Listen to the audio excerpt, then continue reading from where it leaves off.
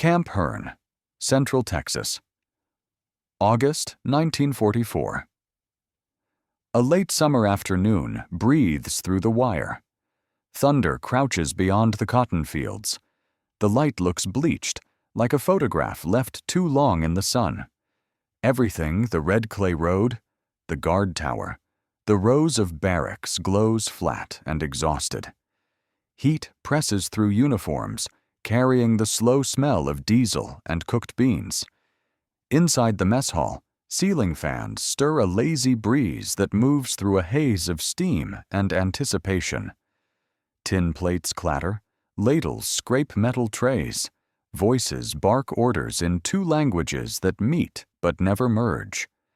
Dinner is ready, yet no one eats.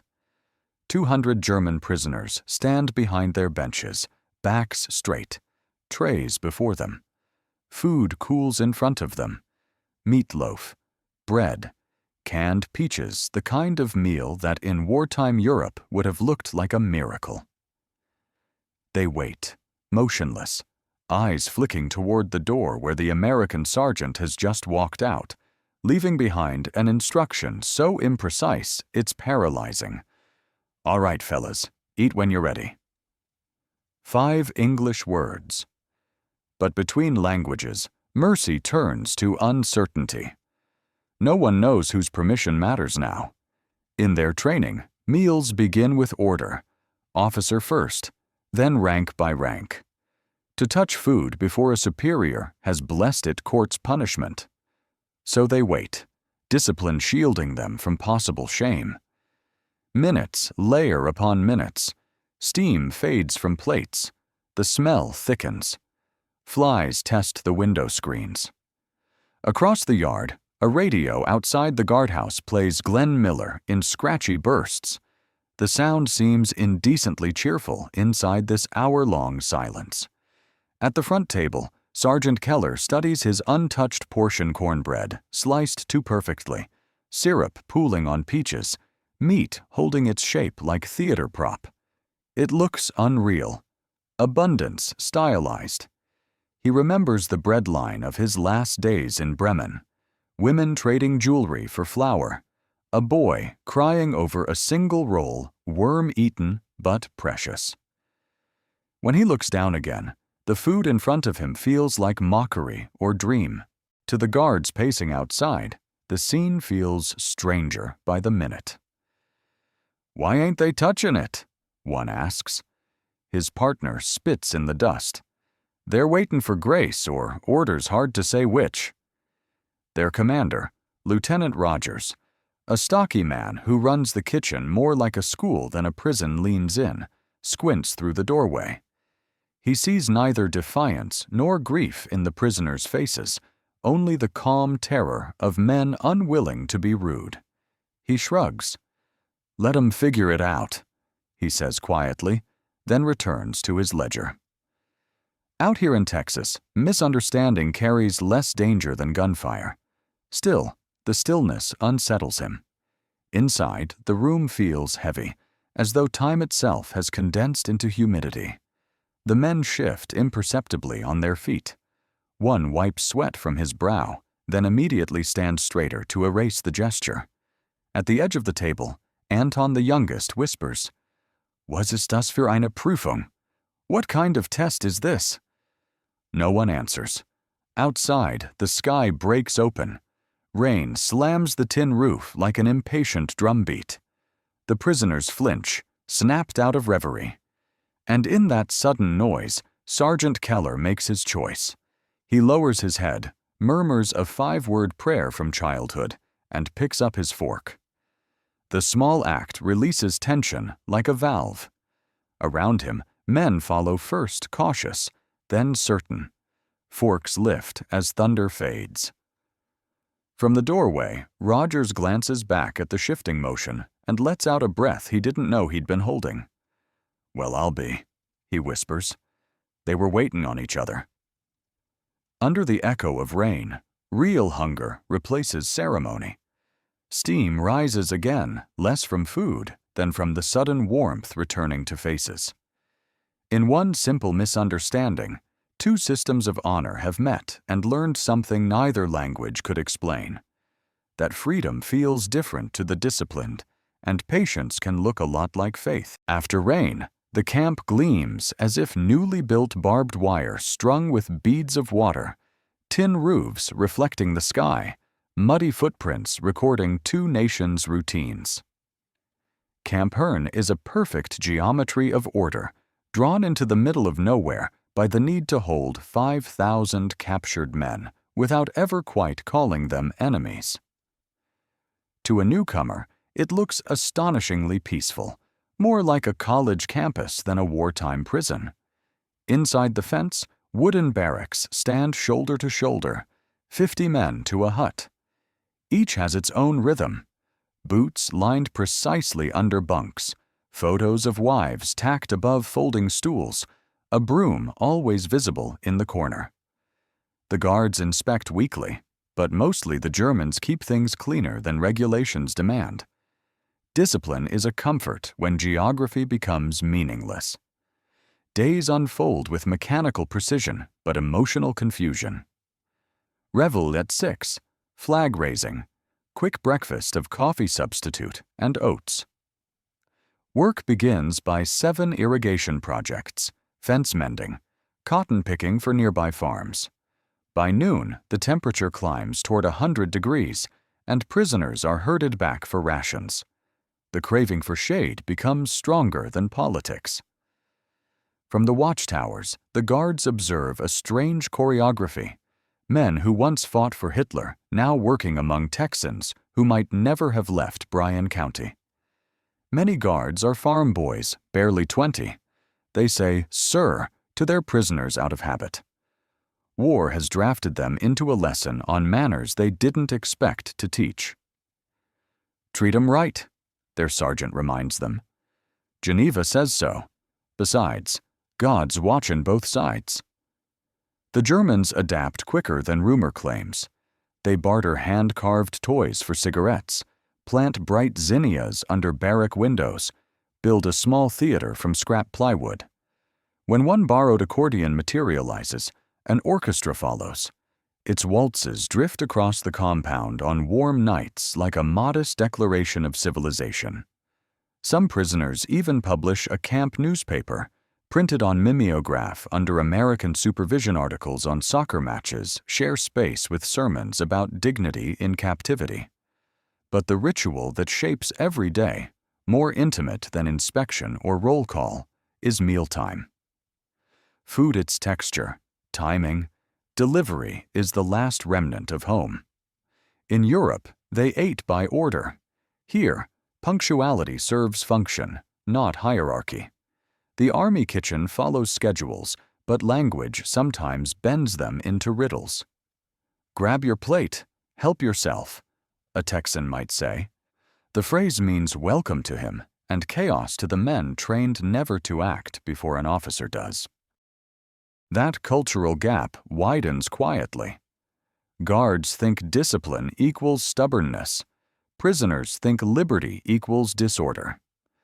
Both are a little right. When Rogers, the quartermaster lieutenant with the teacher's patience, tells them, "Eat when you're ready," he unknowingly puts their values in collision. Obedience freezes against invitation, and etiquette proves stronger than appetite.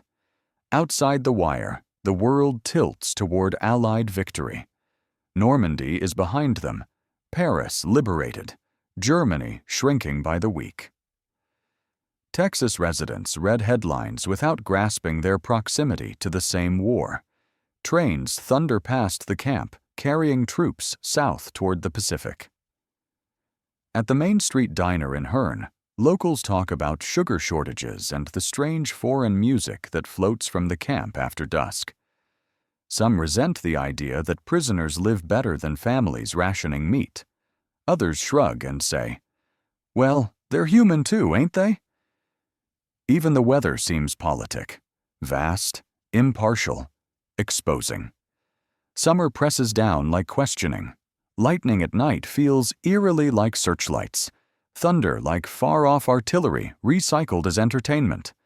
Every climate detail burns into memory. accenting the irony that comfort can imprison men more effectively than cruelty. By the time darkness settles, generators hum, and lamps cast steady yellow rectangles across the gravel walks. From one window, we recognize the bakery where German workers volunteer, drawn by the familiar scent of yeast. From another comes the rhythmic click of chess pieces, order disguised as leisure. Life inside Camp Hearne has achieved equilibrium, equal parts decency and misunderstanding. The irony of its harmony is sharp. Captured soldiers finding structure inside their defeat. Young American guards discovering patience inside their command. Both sides believe they are teaching the other civility. Both are really learning humility. And so, when a small confusion over dinner etiquette erupts into 2 hours of silence, no one recognizes it yet as symbol. What happens in that mess hall will become the camp's parable of difference, how politeness can paralyze, and how simple hunger can finally compel translation. To the guards, the incident of the meal they wouldn't touch becomes something to joke about. For the prisoners, it lodges quietly as proof that even generosity can humiliate by accident. What Americans call friendliness feels, to men raised in ranks, like the removal of gravity. Without hierarchy, the world floats and meaning evaporates. In the week that follows, Lieutenant Rogers looks for ways to compensate without embarrassment. He studies their customs as if observing a new species. He asks Keller to assist with meal organization, half gesture of respect, half practical outreach. Rogers learns that the German word Befehl means order, but also permission. Soon every supper begins with his ritual nod and a clear command. Men, you may begin. It costs nothing, yet restores everyone's balance. Keller responds with gratitude expressed through meticulousness. He measures rations with mathematical precision, slices loaves in equal portions before serving guards and prisoners alike. By silent consensus, a rule evolves. Equality follows from formality. The men who once hesitated to eat now insist that no plate leave the line uneven. Their need for structure becomes an act of fairness. Rogers begins to trust Keller's conscience as much as his arithmetic. He grants his small crew longer hours in the bakery, where time no longer feels owned by anyone. There, amid steady heat and flour-thick air, men begin to talk. Anton tells stories of winters in Hamburg, how his mother scalded milk to stretch it, how the rail yard smelled after bombings. Rogers listens, leaning on a broom handle, surprised by how exhaustion erases accent. "Hard times, huh?" he murmurs. Anton shrugs. Hard belongs to everyone.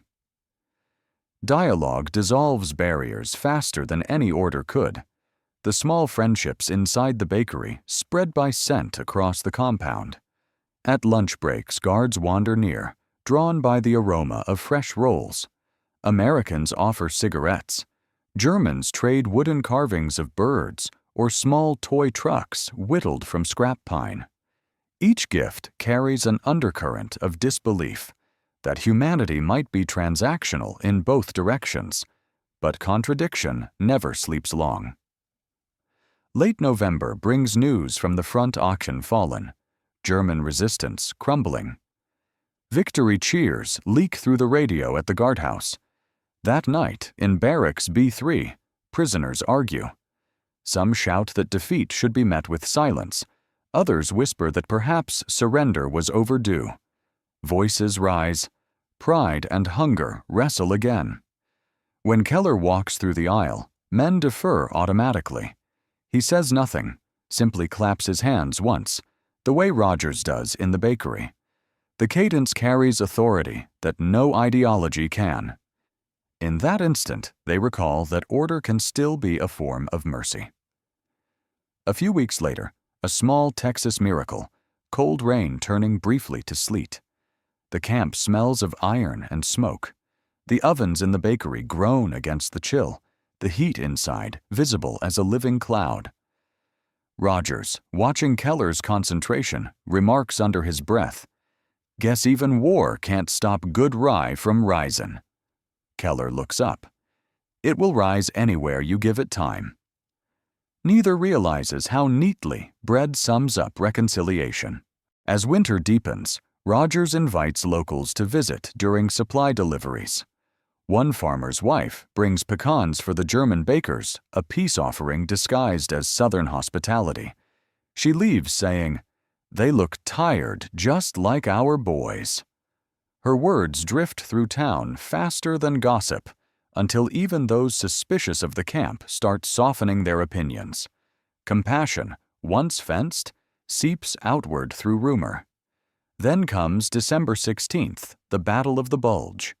The airwaves fill with headlines proclaiming German counterattack. For the first time since the meal incident, the camp tightens. Searchlights burn later, rifles gleam at ready. Rogers' bakery team returns under closer watch. The guards' tone hardens. Inside kitchens, jokes evaporate.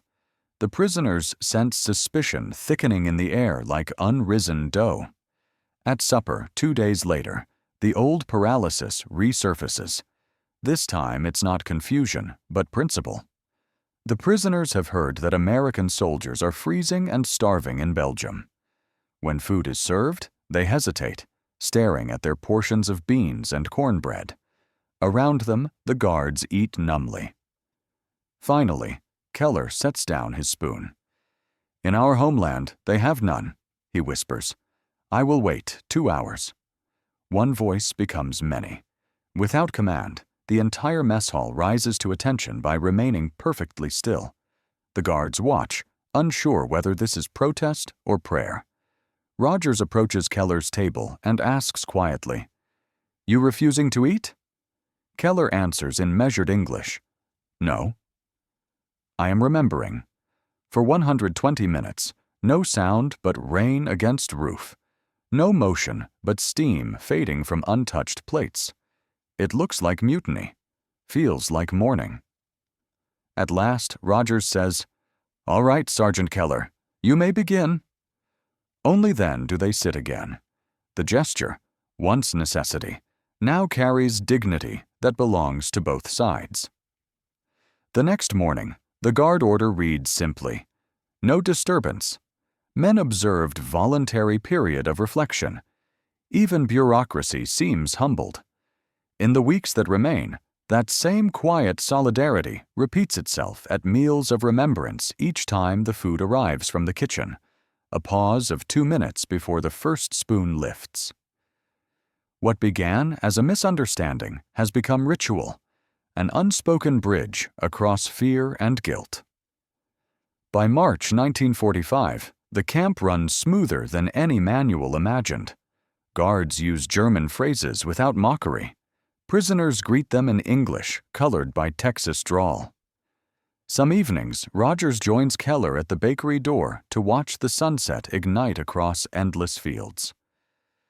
For once, neither makes any distinction between captivity and command. Both listen to the wind that smells faintly of yeast and rain, and agree, wordlessly, that duty softened by compassion is still duty, but it tastes better. In Camp Hearne, the wind smells different now, fresher, quieter, as though even the prairie soil expects news.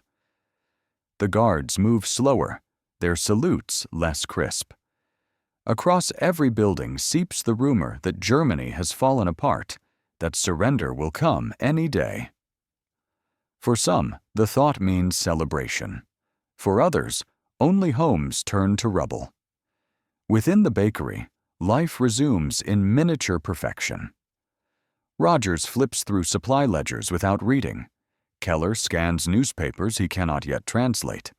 The men continue baking as if ovens could steady the world's tilt. When steam clouds the windows, silhouettes blur, captor and captive indistinguishable. On a pear blossom morning, an army truck kicks up dust along the access road and halts at headquarters. An officer in crisp uniform steps down carrying typed orders.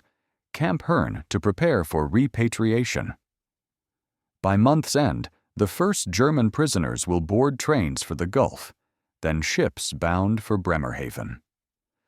The news spreads like a sermon through the compound, relief and disbelief walking hand in hand. That evening, Rogers enters the bakery still in his work shirt, sleeves dark with sweat. The Germans stand waiting instead of working. On the table before them sits a single cooling loaf shaped like a braid, its crust glazed bright with egg and sugar. A note beside it: "For those who fed our pride before they fed our stomachs." Rogers reads, clears his throat, then laughs a sound close to crying. "Well, fellas," he says softly, "looks like y'all learned our manners quicker than we learned yours." He breaks the loaf, hands out pieces, refusing to keep any larger share. "They tell me you're headin' home soon. Just don't forget how to share a good thing slow." The next morning, Keller's crew prepares their final meal for the guards. Nothing elaborate, just stew and warm rolls, but each ingredient carries meaning. When the bell rings for supper, both sides gather in the hall one last time, long tables gleaming under bare bulbs. For a breath, no one knows how to begin. Remembering their history, Keller glances toward Rogers. The lieutenant nods once, deliberate. "You may begin." The pause that follows isn't rule or reverence, only gratitude. 2 years earlier, hunger had taught them to wait out fear.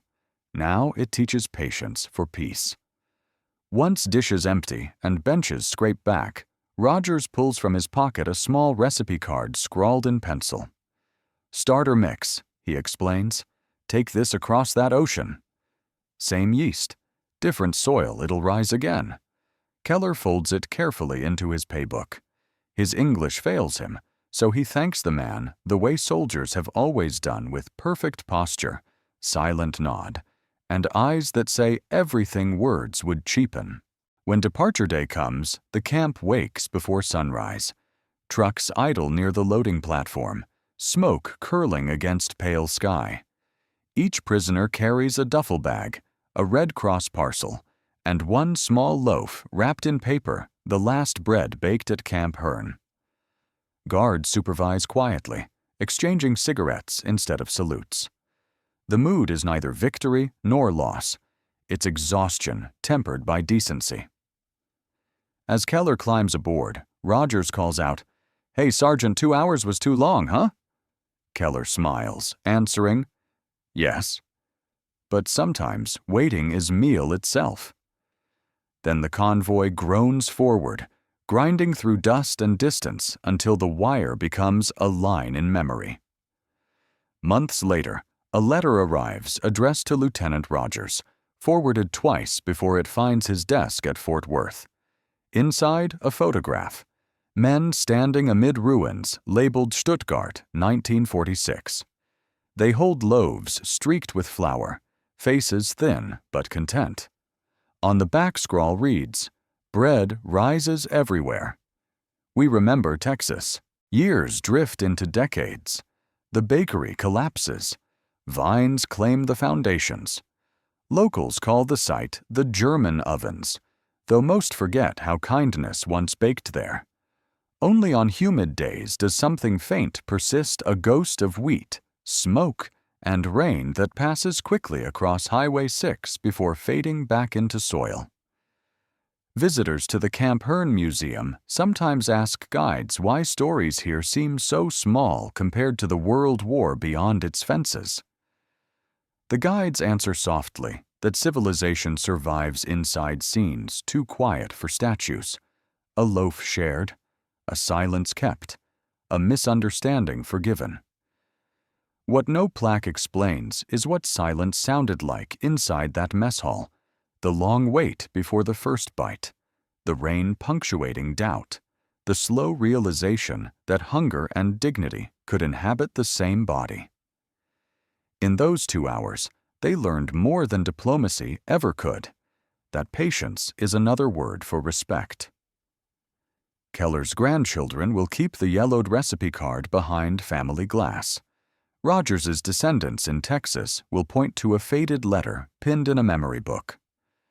Both families claim the story, neither as triumph nor tragedy, but as proof that human beings, when left to their own devices, can still astonish themselves with restraint. War teaches many ways to destroy, but only a few to endure. Sometimes endurance takes the shape of silence, and sometimes of bread cooling on an empty table while two enemies wait for permission to be human.